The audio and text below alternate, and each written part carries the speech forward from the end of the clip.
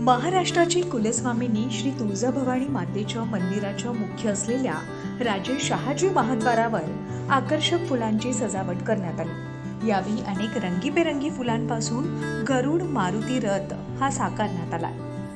गेल्या 7 वर्षापासून हरिभक्त परायण नानासाहेब दिनकरराव पाचुनकर यांच्या वतीनं दरवर्षी शारदीय नवरात्र महोत्सवाच्या दरम्यान राजे शहाजी महाद्वार येथे आकर्षक फुलांची सजावट करण्यात येते।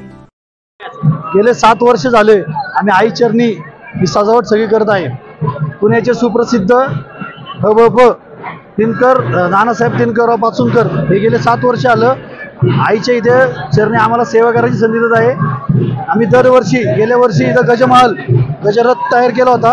या वर्षी आम्ही आईच्या चरणी मागे तुम्ही पाहत आहे आईच्या चरणी गरुड मारुती रथ यावेळेस अर्पण केलेला आहे। अशी फुलाची सजावट सगळी आकर्षक फुलं बाहेरच्या परराज्यातून फुलं आणून आम्ही खाली सुद्धा आईच्या गाभाऱ्यात सुंदर अशी सजावट केलेली आहे।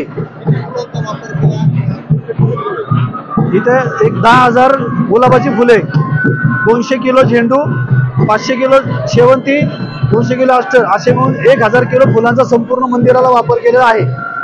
गेले 4 दिवस झाले ही सगळी सजावट आम्ही 2 दिवस पुण्यात 2 दिवस इथे तुळजापूर चरणी करत आहे।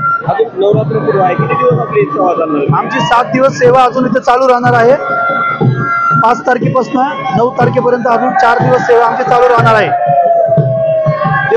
1000 किलो फुलांपासून ही सजावट करण्यात आली आहे। त्यासाठी राज्यातून आणि परराज्यातून फुले मागवण्यात आली आहे। गुलाब, शेवंती यांसारख्या अनेक सुगंधी राज्यातील आणि परराज्यातील फुलांपासून ही सजावट करण्यात आली आहे। गेली 7 वर्षापासून नानासाहेब दिनकरराव पाचुनकर यांच्या वतीनं ही सजावट करण्यात येते। तर ही सजावट महाद्वारावर भाविकांचं आकर्षक ठरतीये। प्रतिनिधी उदय साबळे, न्यूज 18 लोकल, धाराशिव।